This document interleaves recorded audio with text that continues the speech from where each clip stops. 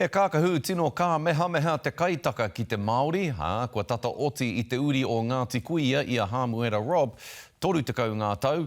Tētahi e tau tohu ana ia ki tōna tipuna kuia o tira, ki tōna hia hoki ki te whakarauora ake i te mahi a whatu kaitaka i roto i te tauihu o te waka. Anei rā, awhatitiri te wake. He whatu i tēnei kaitaka huaki pai roa te mahi, hei whakarauora i ngā mahi toi, o tua whakarere. Ko te ingoa o tēnei kākahu, whiria te moka tangata. So that was the name that was given to this kākahu because it was a matter of weaving people together. And it's not just Ngāti Kuia people that have contributed to this kākahu.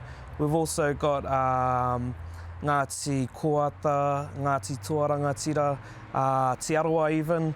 Me te aha hei tāna, he tohu maumahara tēnei taonga ki ngā taonga o Ngāti Kuia, i riro i a Bellingshausen, ka haria ki rā wāhi. A Russian who came to Aotearoa, Queen Charlotte Sounds in 1820.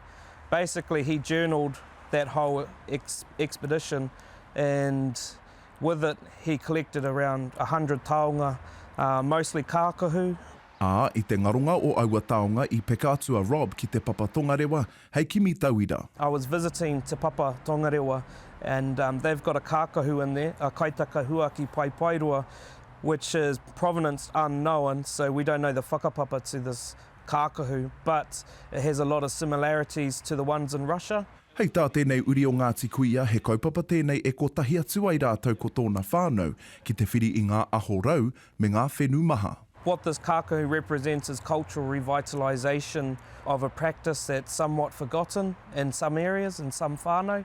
And so this kākahu will represent whakatū, te tauihu moving forward and reclaiming our arts and creating our own uniqueness. He kairaranga hoki tōna whanaunga a Chanel Kelly, hei tāna no rāua te whiwhi i takamai ngā akoranga nei kia rāua.